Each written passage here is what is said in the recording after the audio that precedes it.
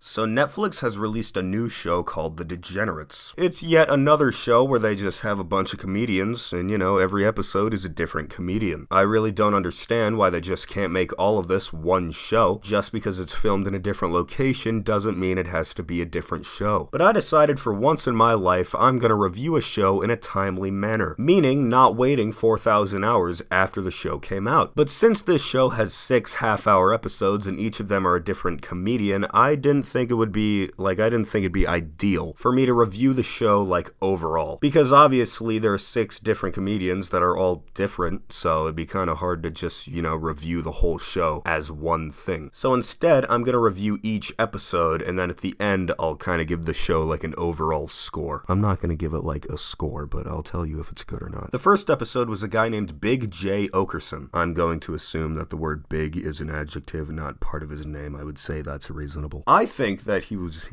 really funny, my dude. And he really seemed like you could just go up and talk to him. He seemed very personable, But his set was pretty funny. He started off talking about his daughter and family stuff. Towards the middle of the set, he started doing jokes about political correctness and how comedy is constantly under fire. Then he did some jokes about transgendered people. In my opinion, they're not offensive, but I'm also not transgender, so I'm really not sure. But what I do know is that they were pretty funny, my dude. So if you found them offensive and didn't find them funny, well, that is your problem. Then he ended his set talking about how women and men should have a mutual respect for each other and how to do that. Overall, he was pretty funny, and I wouldn't mind seeing more of him, Wouldn't mind seeing more stuff by this boy. The second episode was a guy named Brad Williams. I've seen Brad Williams in YouTube clips and other stuff, and before I, talk about him, you should know something. He's a little person. Dwarf. So he starts off his set making jokes about his height and how dwarves make everything better, and I have to say, I kind of agree. It's pretty true, and he makes some valid points. After that, he talks about people being creeps and how a bunch of people have been caught being creeps.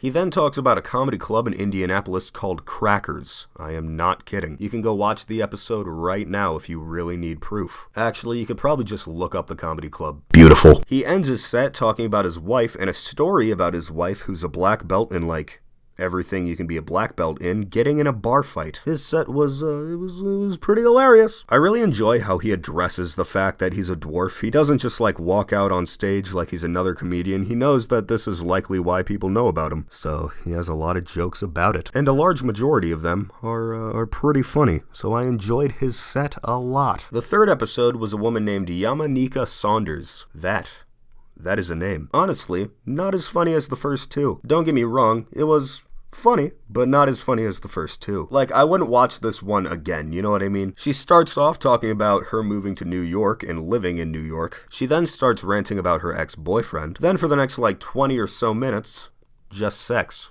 Sex?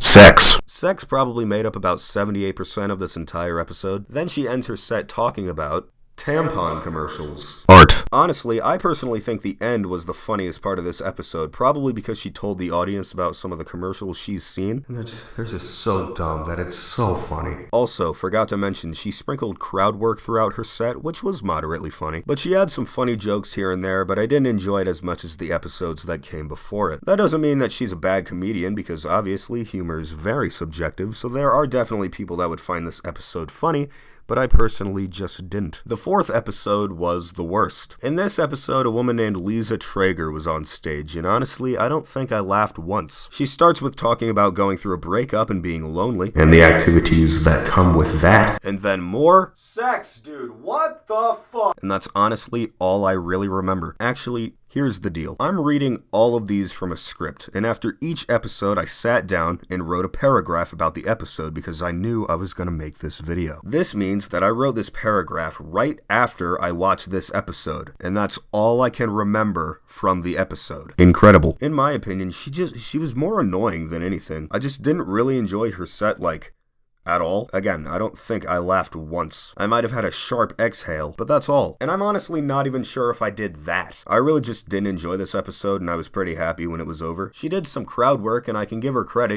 Crowd work is pretty tough, but it wasn't funny. Right now, this show is 2-2. We had 2 good comedians, 1 alright comedian, and 1 garbage comedian. So let's see what happens. The 5th episode was this boy, Joey Diaz. Honestly, he talked about so much stuff so quickly that I can't even remember half of it. All I know is that it was funny. He's very fast-paced and aggressive, like so aggressive that I'm like, hey man, you okay? Like, I'm concerned. I don't think he was the funniest comedian out of all of them, but he definitely wasn't bad. I think he lands on the good side, so now the show is 3-2, so even if the last comedian isn't good, we're still gonna break even. You know, that really puts my mind at ease. The final episode of the show was Christina P., who I'm pretty sure has another special on Netflix. To be honest, I'm not sure if she was funny or not. She did get a few good laughs out of me, talking about being an adult, creepy dudes, and, death. But for the most part, it was just entertaining to listen to. Like, I wouldn't mind listening to this like you listen to a podcast, which is perfect because she has a podcast with Tom Segura, who I'm a big fan of. So her set was pretty enjoyable to watch. I found that her and Tom both kind of have a similar style in the way that they tell their jokes and how they're written. They both kind of have a very, like, tired,